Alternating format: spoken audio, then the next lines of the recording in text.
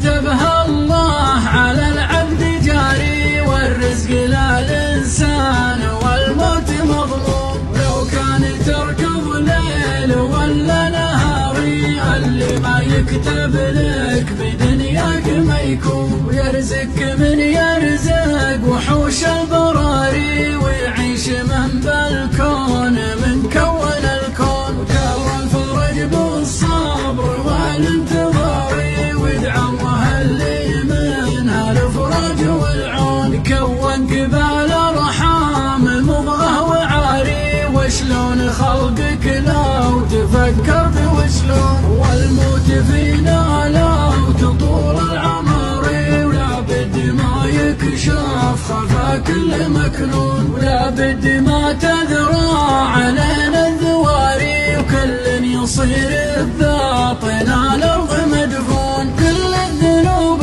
كبار ولا صغاري، اسباب